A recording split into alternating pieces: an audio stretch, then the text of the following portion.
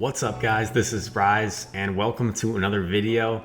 Before we get into anything, I have to say thank you guys. We did it.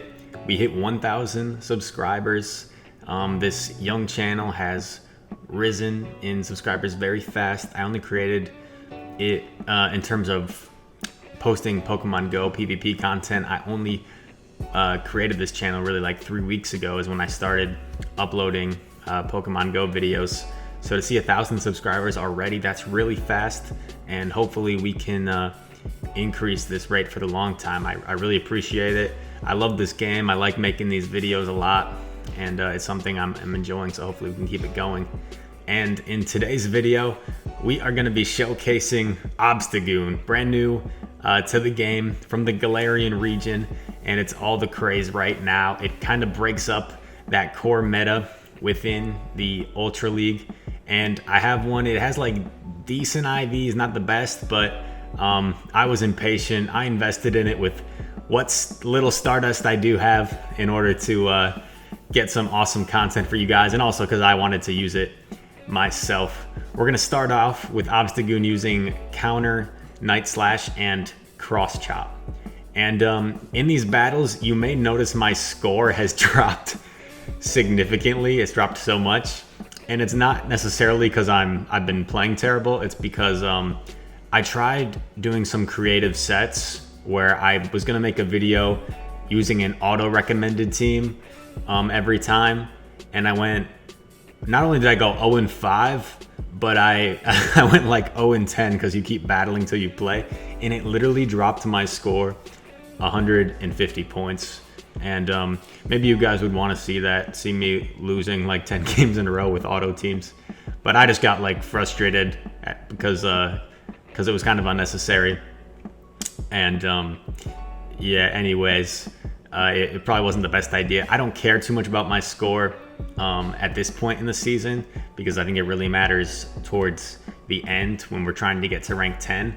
And I at one point was top 50 on the global leaderboard when it was still Great League, but when you get to the top, it's very difficult to stay there because everyone is super good, and you have to play someone above you to make a significant change in your points, and there's very few people above you, so every loss counts for more than like every win. So it's kind of crazy. Once you get to the top, it's hard to stay there. So I'm fine dropping a ways down, and now we can work our way back up a little easier while being under less pressure to stay at the top. And I think it's a little more fun that way. But anyway, let's get into Obstagoon.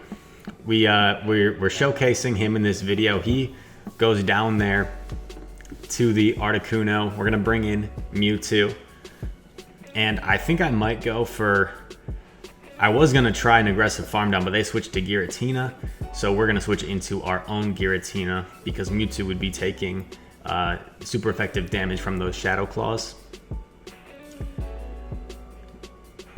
Now we're going for, well, we overfarmed quite a bit, so they get to another Dragon Claw, and now I better go for these Dragon Claws before I get knocked out.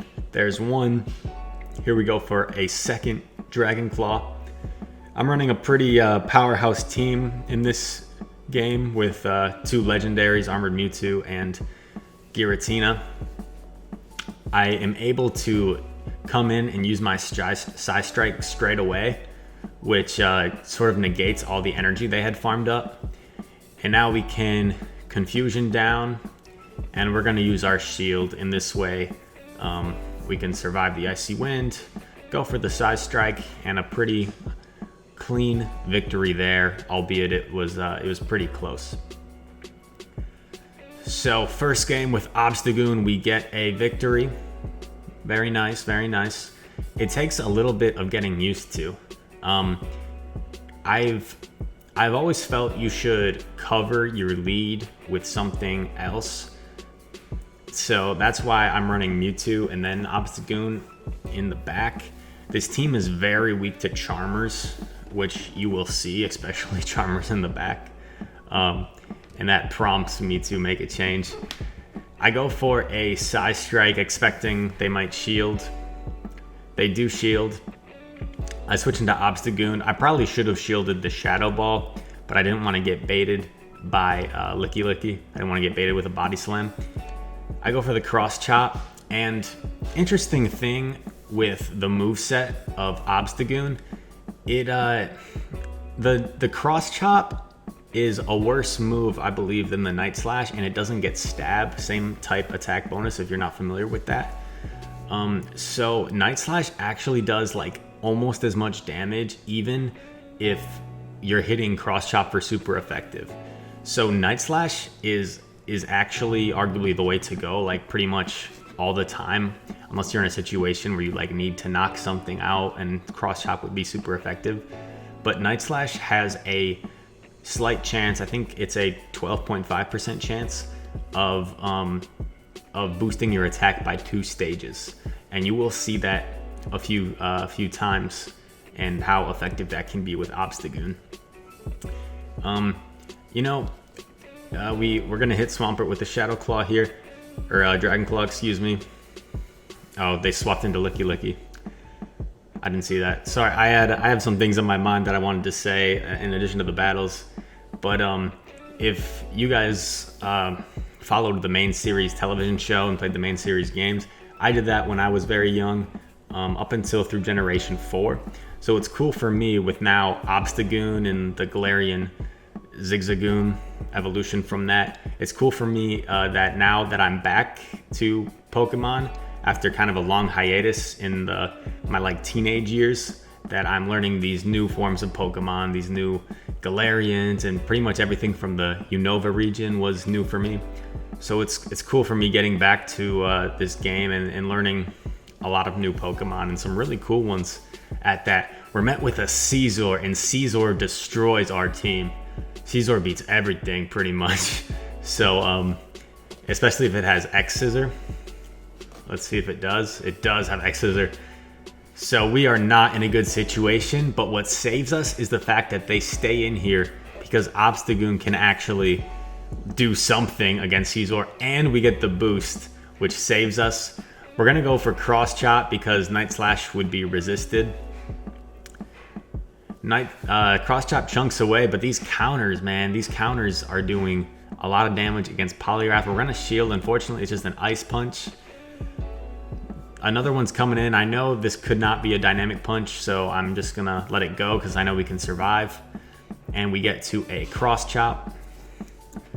This would probably be enough to KO. It'll be close. So we draw a shield, which is great. And then we come in with Mewtwo, and we can just Confusion down. And we're gonna eat a charge move, but that doesn't matter because nothing Poliwrath throws at us is gonna do very much to Mewtwo.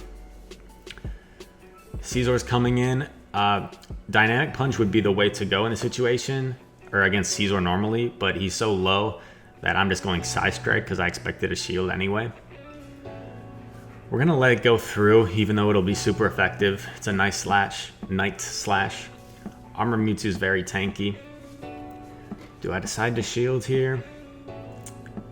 I let it go. And this way I can farm down. I come in with Obstagoon, and it gets it so low that Giratina can just one Shadow Claw it down. And now, look at this situation. One shield, Giratina versus Cresselia. Very interesting. Who will come out on top?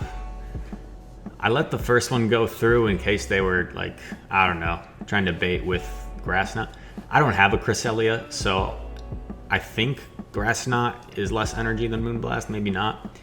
But I let the first one go through anyway. And look at this.